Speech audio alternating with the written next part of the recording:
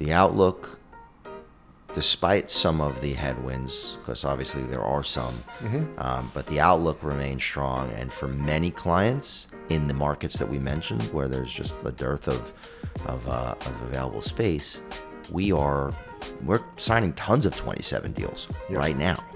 And dare I say, at that show, we may even start to talk about like 28, because finding small space, when I say small, we'll just call it, sub 3,000 square feet in the right, whether it's streets, malls, or outlets, where they need to be, location. It's extraordinary planning. And then conversely, on the other side, because again, we do a lot of not just new business, but lease actions and portfolio maintenance. We're also monitoring our sales. We're monitoring our clients' business to say, okay, where are we not performing? Where do we need to either right size, or where are we potentially going to lose locations? And proactively, preemptively, what are we going to do about it? And that's another big piece. We've been involved in a bunch of that lately, of really assessing, what's going on, because look, the world is not perfect. Retail's great right now. We're arguably the prettiest girl to dance in the real estate space. But you have to look at things, and not every store does exceedingly well, and some actually are failing. And what do we do? What's our liability? What's our exit strategy? Can we right the ship, and can we adjust the rent? And so, we're doing that, a lot lately. So the world's not perfect, but from a brokerage perspective and an advisory perspective, that's good. It's good for both of us. It keeps us active. And it keeps it interesting. Yes. It's one of the ways that retail is dynamic that other parts of the industry or parts of real estate just aren't. Hello again, everybody. Welcome to the Zelnik Exchange. I'm your host, Corey Zelnik, and today I have the great pleasure of spending time with an old and dear friend and friendly competitor, Jason Richter. Jason is one of the founding partners of Capricorn Realty Advisors. They have been in business now for about 10 years or so. And Jason has personally been involved in over 2,500 deals throughout the real estate business, primarily the retail real estate business. And I just decided I'm not going to read this precisely because I know it all by heart for the most part. Jason has done several $1 billion worth of retail transactions. He has been involved with Perfumania, a large perfume chain throughout the country, doing mall deals, street deals, everywhere deals. He worked in-house for Perfumania. He's been involved with the largest landlords throughout the country.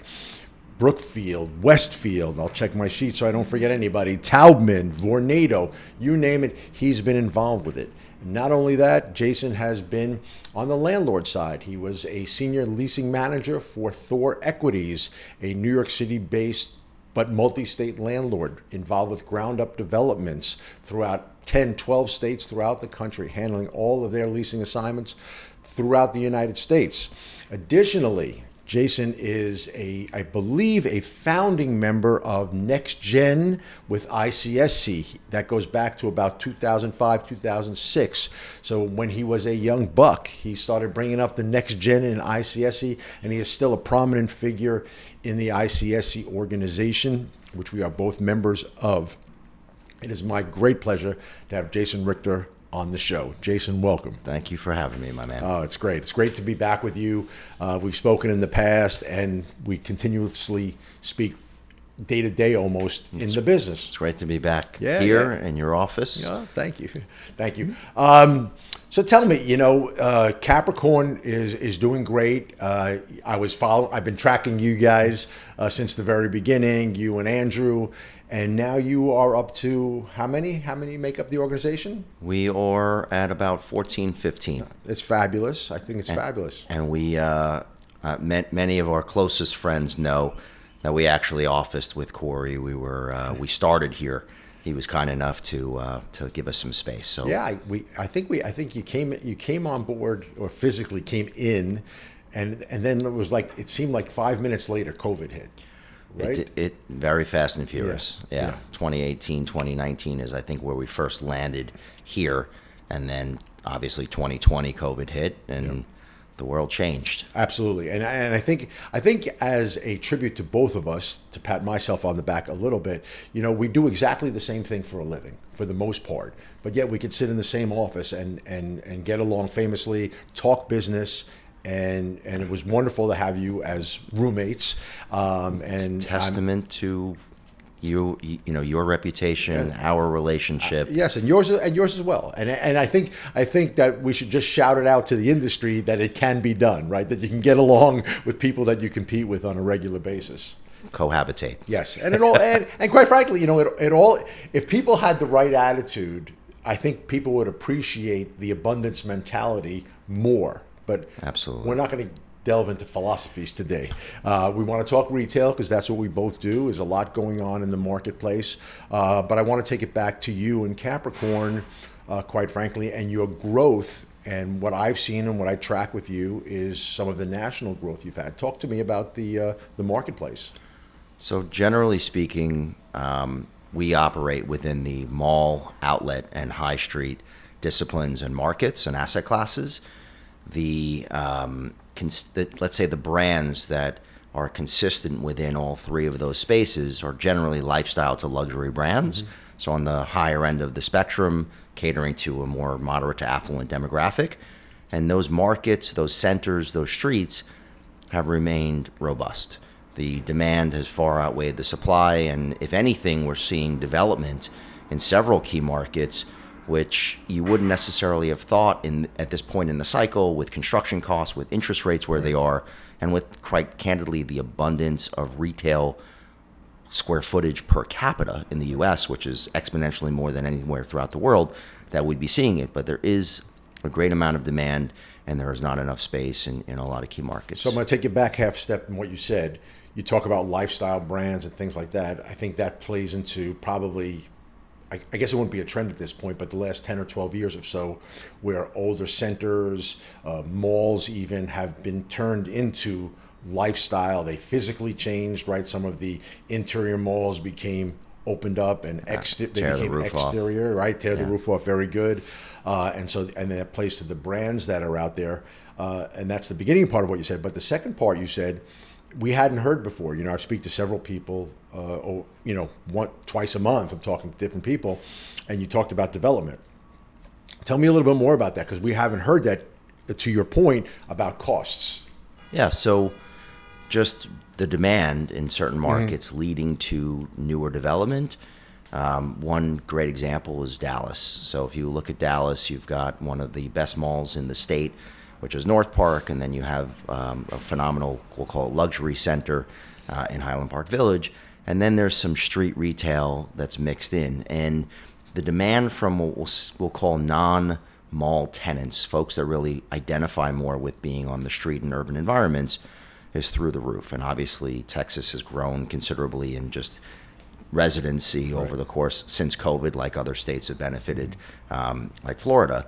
And there are 3 distinct developments that are all happening in different corridors throughout that market, all again being built up with several, we'll call it a minimum of 100,000 square feet plus of retail. Now again, in New York City, 100,000 square feet doesn't sound like a lot, but in these markets, to be building and going vertical in this interest rate environment and with the construction costs, it really speaks to the demand. And I think you can look at other, let's say, NABEs similar to Nashville. Nashville's exploding, I believe, highly under-retailed.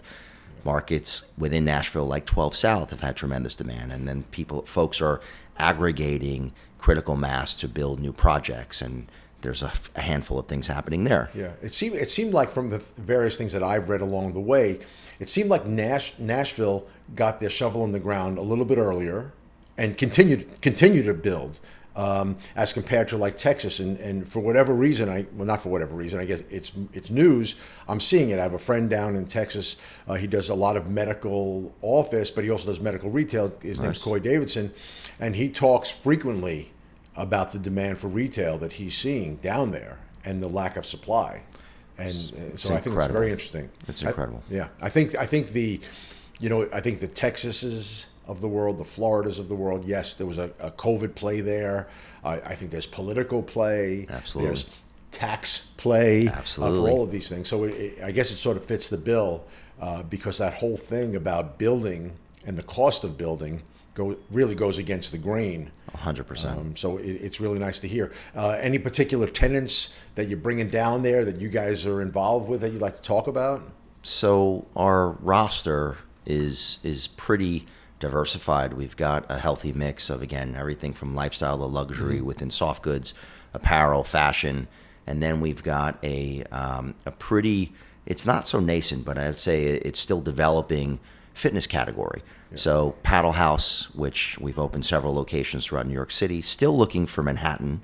So please reach out to my partner Max on that. Not so easy to find that type of space. You know something? I know this will air in several weeks, but there was an article today. Okay, what is today? October 23rd, I think, in BizNow about a study they did about a group for pickleball. I know, of course, right? Similar in terms of needing ceiling heights and column spacing. Absolutely. That they just signed a deal in Times Square. In 1501 Broadway, and the group, the brokerage company that was looking for them, I think they said they looked at like several hundred properties. So difficult. Just to find this one that had the proper spacing and ceiling heights and obviously expenses and things like that. But that's the city, you know. In Manhattan specifically, it's close to impossible. Right. In the boroughs, we've definitely been more successful. Brooklyn, in particular, we have 3 outposts, but they've been expanding. And they're opening momentarily in Philly, in Fishtown, and then we've got everything from we've opened Atlanta, Nashville, we've got Dallas, Denver. We're blowing it out across the country. And paddle is obviously, as you mentioned, different than pickleball, right? But the trend is wild, and there's such incredible interest. So that's one. Movement climbing gyms, who we also represent nationally. They are they're doing a ton of expansion. I think they're up to 30 plus locations. Right. That's also within Max's portfolio. Yeah. And that's a ceiling height requirement more than anything else. Ceiling heights, right. And again, when you look at urban environments, column spacing, and there's a lot within zoning. Just as far as what you're able to do, in the city, as you've done all the, the myriad of deals you've done, you've got bathroom requirements and BSA and all that good stuff. Sure. Then in Lotta Rock is one of our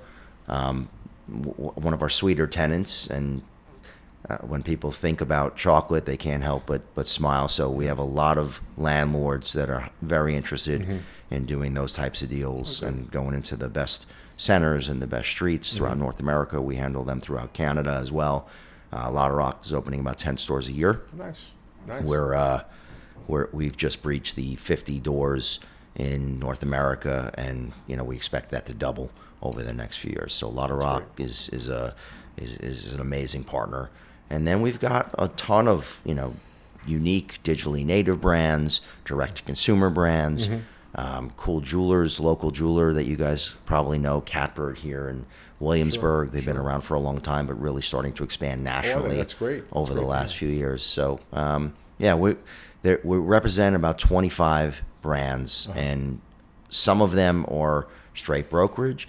A lot of them are kind of an outsourced real estate department model. Steve Madden, Karl Lagerfeld Paris, Donna Karan, DKNY, those are all kind of under that banner. That's great. And one, I'm extremely happy for you guys and the entire organization.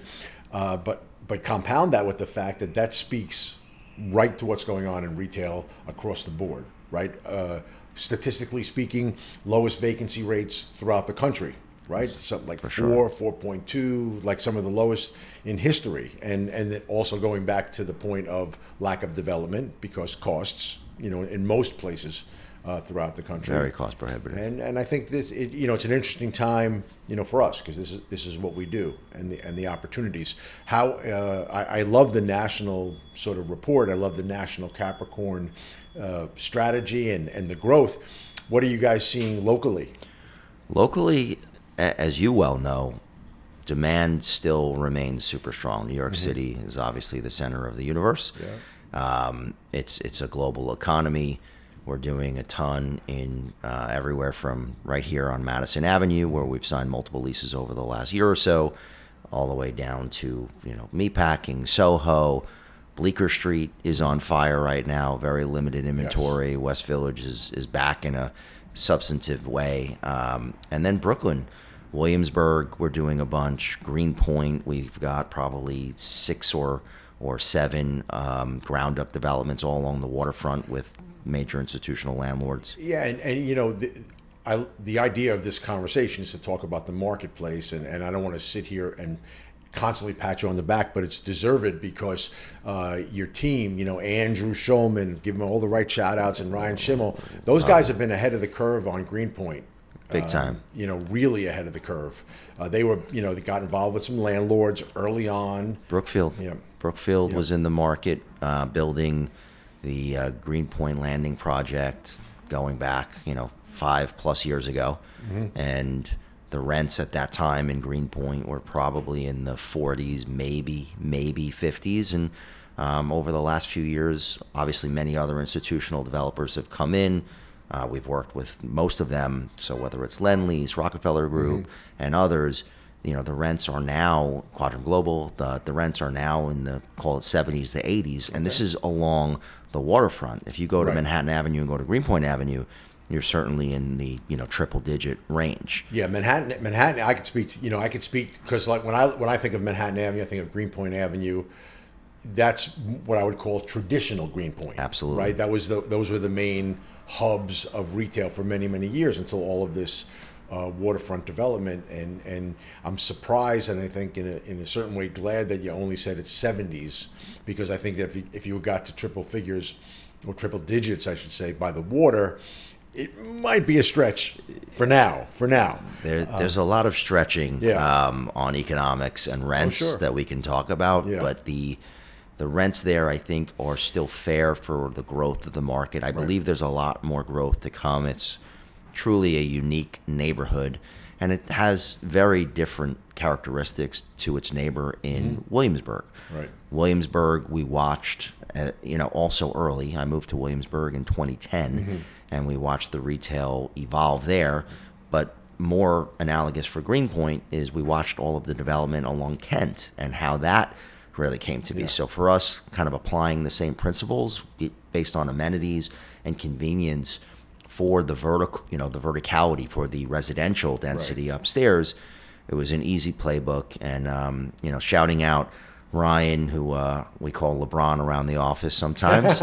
He's done a great job in Greenpoint. And then as far as Andrew goes, his birthday is tomorrow. I know. So happy! It's on my calendar. Happy birthday, Mr. Shulman. Yep. And I look at Greenpoint in that area where Ryan and Andrew are doing the work on the waterfront, and you tie it to Kent in Williamsburg, which I agree with 100%. I also look at it a little bit as like a Vernon Boulevard, Long Island City. Absolutely. Right? Because at Jackson Avenue and Court Street, I love Court that Square, stretch. right? But at Jackson and Court, you have the mass transit. Yes. Whereas you slide over to Vernon, similar to Kent and similar to Greenpoint, where you guys are on the water, a little bit less with the mass transit. So it's a little bit of a slowdown. And I think that's what keeps the rent at a certain place.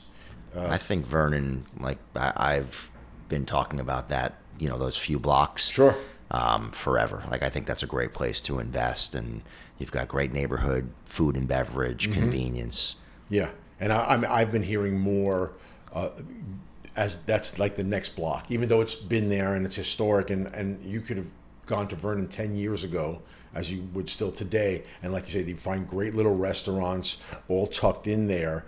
But as you come back towards, the 59th Street Bridge, some of that warehousing is going to change, and the zoning's changing, and so I think we'll see. I don't want to say a dearth, but we'll see some more retail development there, and it'll make Long Island City even more exciting. Yes, because they certainly have plenty of apartments. Agreed. There's no doubt about that. So as you're traveling, you talked a lot about Texas, touched on Florida, touched on Nashville. What are some of the states maybe that we're not all talking about that you see? Anything coming down the pike? So depending on the circles that you run in and folks that you talk to, some of these things are not, we'll say not a surprise, but Charleston is a wonderful market, and King Street has seen rents over the last 5 years, I want to say, grow from the 80s to, dare I say, we're seeing comps at 200 now. I think Really? 150 is probably like the real number, but we have seen some comps as high as 200, and it's just got a quaintness and uniqueness to it. Such charm. So Charleston is something that you'll probably hear a bit more about, and that's not new. People have been looking at Charleston and been doing deals on King Street forever, and even beyond King Street, the outlets that were developed down there not too long ago. There's a mall down there, Right. But that's a great market that we're looking at currently for a handful of brands, and then in the last 2 years we've done, I don't know, 5 deals in Montana. So Bozeman and Big Sky. Big Sky, that's right. It's been interesting seeing these markets evolve. But again, if you've been tracking them for years, you've seen the demand, you've seen the evolution, you've seen, quite frankly, the investment that's being made Yes. in and around these markets. So that's been fantastic to watch. Detroit, historically, if you're not looking at the broad mall landscape, and there's many, there's probably 10 quite relevant malls throughout the state of Michigan. Right. But in and around Detroit, most people in our space will talk about Somerset Collection, which is the best mall by far in the whole. So let me ask you a question about since you bring up Detroit. I know, I recall, I should say, I don't know if I know, but I recall maybe 10, 12 years ago, Dan Gilbert, the That's owner right. of the Cleveland Cavaliers, made like a huge investment. Almost an extreme, maybe not an extreme to say he bought Detroit. He did, right? downtown. And so how has that evolution been? So that's exactly where I was going. Okay. So Bedrock, which is his development arm, Okay. they are doing a phenomenal job at merchandising and bringing in a lot of nationals and some great locals and feeding off of the sports team. And it's a very, I don't want to rank, what you're looking at in the market, but when you're looking at Michigan, you're looking at Detroit, that's a very viable option for many retailers. So that's, again, another market that I think with the right amount of gravitas, the right amount of investment, you're starting to really see come up in a material way. And, there are always the clear indicators and markers when somebody lands, their first Apple deal, Sure. and the like. So it's cool. That's great. That's great to hear. I love the spirit of retail throughout the country. Again, it's what we do, and if it's good nationally, it helps us here. So we don't have to feel like we're proud New Yorkers saying New York's the best. New York's the best. It is, even though we will, right? It is, and we will. But you slipped the word in there in the conversation. Malls, outlets, not malls, I should say, but outlet centers. And I know one of your partners, Larry Weinstein, is one of the all-time best in leasing in that arena. And I know he does a lot of work with our other good friend Steve Yaloff over at Tanger. Absolutely. Tell me, I know what I read, but tell me about the outlet centers and how that's working out. The outlet business is a super strong business, and I'll touch on a few different fronts. So the largest in that space are premium outlets, which is Simon, and then you mentioned Steve, so Tanger. And there are a handful of outlet centers in the country that do well north of $1,000 a foot, and they've got the demand of every major brand that exists, even the ones that weren't typical in the outlet space. Right. You go to outlet centers, as many as we have, and there's probably like 150 distinct ones throughout North America, maybe slightly more than that. You see the same brands over and over again because they have so many points of sale, so much distribution within retail and wholesale that the inventory and the product is there. But what you don't see a lot of, you don't see a ton of luxury brands, with some exceptions, and you don't see more of the newer brands. So the clear kind of indicators that of the strength of the outlet industry is when you start to see Aritzia doing a few outlet stores, and you start to see newcomers like On Running or Rhone and these DTC brands. So they're breaching into the outlet business with, again, newer concepts, which is, again, increasing demand. Sure. There's some attrition with some of the older, less relevant brands as well, but the outlet industry remains a core part of our business. And I think as we look out to the future, the next few years, and the volatility that may or may not be within the economy, there is always, we're in a very consumer-based economy broadly, Yep. and people are very much focused on brands. So outlets should and do generally perform quite well during good times and bad. So we really love the outlet sector. And yeah, Larry was the president of Simon's Premium Division, which, and he was there for, I think, 20 to 30 years. Very, very accomplished, the best truly in that industry. And we're really fortunate to have him as a partner. And you know him, I know, even way longer than I do. Well, yeah, just side note, Larry Weinstein and I first met in summer camp when we were both 12 and 13 years old. So that's quite a long time ago. It was remarkable. I know. I remember when you had him up to the office and you're like, Corey, come into the conference room for a second. And then there was Larry, and I probably hadn't seen him in 45 years or so. Larry Weinstein, oh my God. I remember you were the lefty. And he laughed because he's a lefty, and from playing softball together. And then he had like a partner because he grew up in Livingston, New Jersey, and so his camp partner was Larry Weinstein and Mark Lean, and he's still friendly with Mark all these years later. But that's a funny story for another day. But yes, very, very small world that we're in on so many levels. And then with Steve Yeah. Yalof, so Larry was Steve's successor when Steve went from Premium to Tanger. But, kudos to Tanger. So they have a great outlet portfolio. Yes. But what they've done in the last 24 months is expand and diversify out of the outlet industry. Yeah, I noticed that, and I think that's a credit to Steve and forward thinking for the organization overall. I also wanted to touch on one other thing as it relates to Tanger in a lot of what I read. I don't deal in the market, but I follow it not only because Steve's an old friend of mine, but because I follow the industry, what he's been doing with the centers themselves, right? We talk about Detroit turning around and other cities turning around. He seems to be turning around the outlet center model. He talks about, I've seen him speak and I've read his articles about, bringing F&B and hospitality Big time. to the outlet center to keep people there. Let them enjoy their time so they stay and they shop. And they linger, yeah. Steve's very enthusiastic about retail in general and just generally. So I enjoy seeing him speak as well. The vantage point and perspective that he has brought to Tanger is not only that of what he picked up with Simon, which is, definitely the leader in that space with Premium, but he is a retailer. He was with Polo and Ralph Lauren forever. So having the knowledge of what it's like to be an operator, or merchandising, and really the experiential component, I think he brings so much to the table for Tanger. And yes, food and beverage for sure is something that historically the outlet centers just didn't have. Yes. If you went to Woodbury Commons, when you were growing up, it's like, okay, they had a food hall, food court, and it was like okay at best if you needed a quick snack.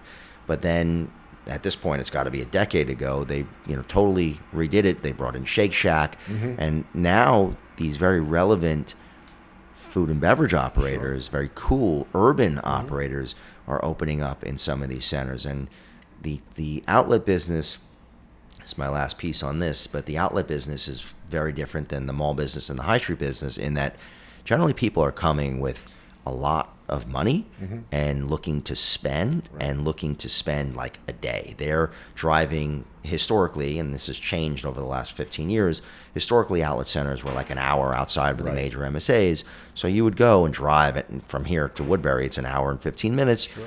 You drive there and you're like, all right, I'm going to make the most of spending my day and spending 5 hours. So if you're there for 5 hours shopping, you want to be able to sit, take a breather. Of course, and it's one of those things when you think about Tanger and what Yalof's been doing, what he's been doing there most recently.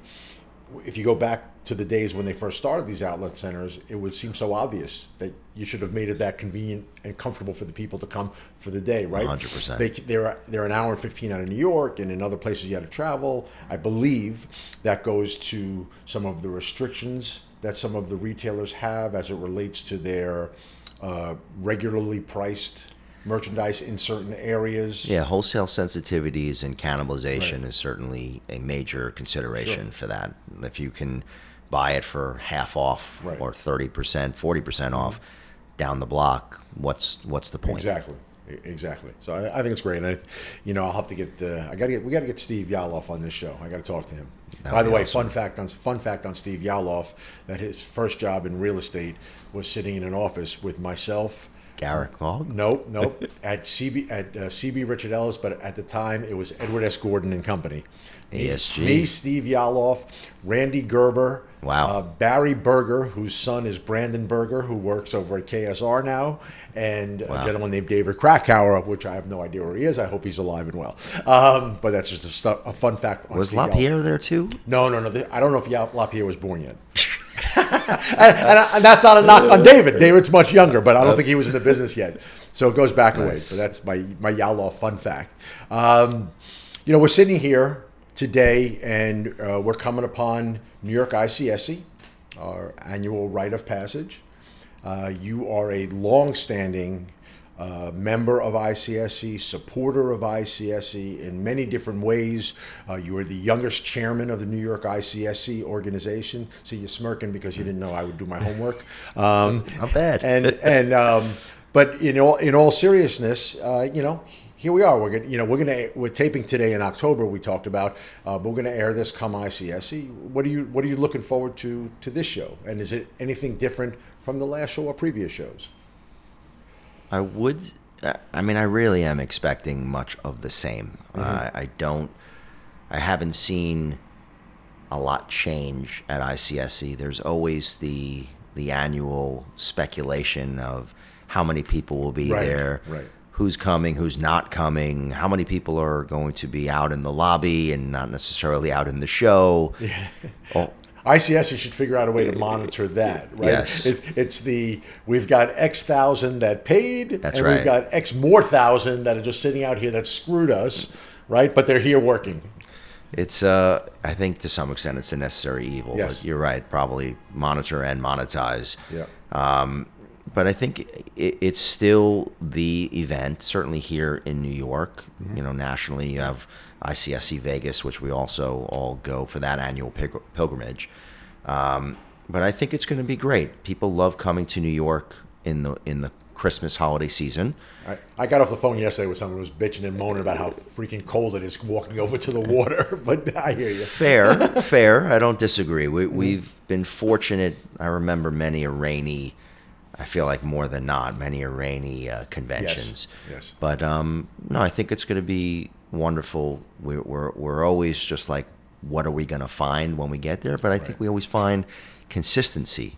So having something that is dependable and consistent, and where you're going to be able to see folks from far and wide come, and there's still, even in New York, being a smaller show, Vegas obviously being exponentially larger. New York, we're lucky if we breach, 10,000. Right. But you still have folks that come from the country, and you have a lot of international people that come in. So I look forward to it.